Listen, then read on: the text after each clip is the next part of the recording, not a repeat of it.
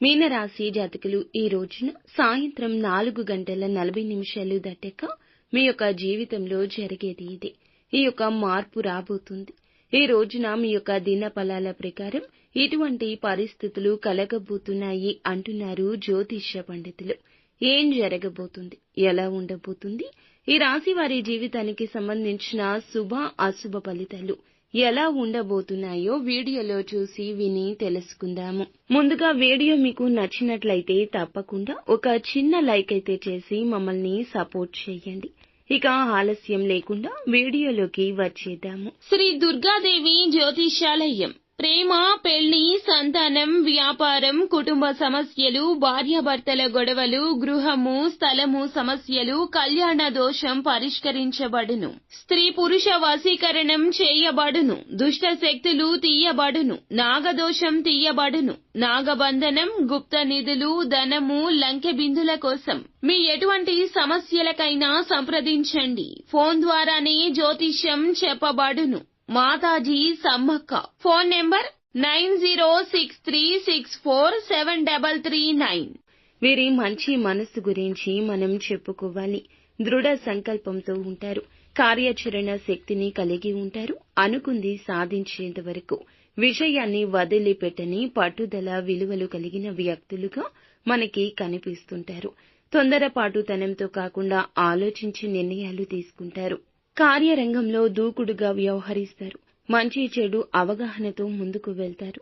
ముఖ్యంగా విషయంలోకి మనం వచ్చేస్తే గనక ఈ రోజున మీన రాశి వారికి మిశ్రమ ఫలితాలు కనిపిస్తున్నాయి. అంటే కొన్ని అనుకూల ఫలితాలు, కొన్ని అననుకూల అంశాలు కనిపిస్తున్నాయి. వ్యాపారస్తులకు సాధారణంగా రోజు గడుస్తుంది.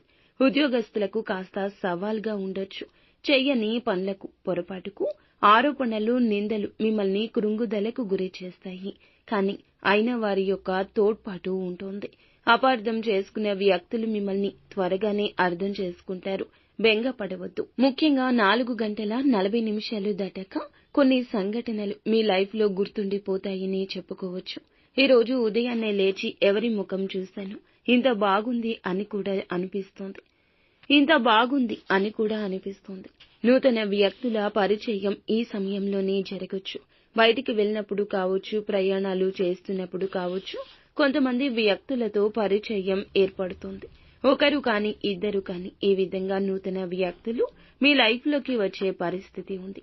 చాలా కాలం క్రితం మీరు వదిలేసిన ఒక బంధం మళ్లీ మీ దగ్గరకు వచ్చే పరిస్థితి కనిపిస్తుంది. వారు స్నేహితుడు కావచ్చు, స్నేహితురాలు కావచ్చు, మీ నైబర్స్ కావచ్చు, భాగస్వామి కావచ్చు, ఎవరైనా సరే మీ లైఫ్ నుంచి వద్దు బంధం అని వెళ్లిపోయిన వారు. వారితో మీ యొక్క కమ్యూనికేషన్ అనేది చాలా క్లోజ్ గా ఉండేది, ఫ్రెండ్లీగా ఉండేవారు. కానీ మిస్అండర్స్టాండింగ్స్ వల్ల దూరం అయ్యారు.